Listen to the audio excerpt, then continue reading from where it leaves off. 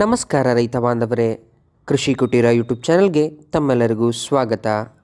ಇಂದಿನ ಈ ವಿಡಿಯೋದಲ್ಲಿ ನಾವು PB0 ಟೆಕ್ನಾಲಜಿಯ ಮೂಲಕ ಗುಲಾಬಿ ಕಾಯಿ ಕೊರಕ ನಿರ್ವಹಣೆಯ ಬಗ್ಗೆ ತಿಳಿಯಲಿದ್ದೇವೆ.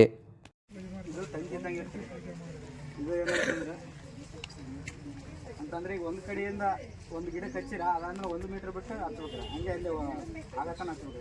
1 ಮೀಟರ್ ಅಂತಂದ್ರೆ ನೀವು 90 ಸೆಂಟಿಮೀಟರ್ ಮತ್ತು 60 ಸೆಂಟಿಮೀಟರ್ ಅಂತರದಿಂದ ಹಾಕಿರ ಒಂದು ಗಿಡ ಹಚ್ಚಿದ್ದು ನೆಕ್ಸ್ಟ್ 9 ಗಿಡ ಬಿಟ್ಟು 10ನೇ ಸಾಲಿಗೆ ಹಚ್ಬೇಕು.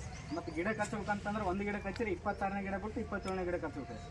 ಇದೇನು ಮಾಡ್ತಂತಂದ್ರೆ ಇದು ಹೆಣ್ಣು ಗುಲಾಬಿ ಕಾಯಿ ಕೊರಕ ಥರ ಇದು ಮಾಡ್ತಾರೆ.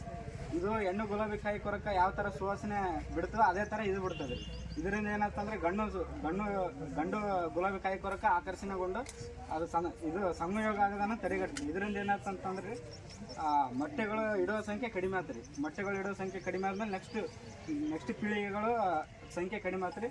ಇದರಿಂದ ಗುಲಾಬಿ ಕಾಯಿ ಕೊರಕದ ಇದು ಕಡಿಮೆ ಆಗ್ತದೆ.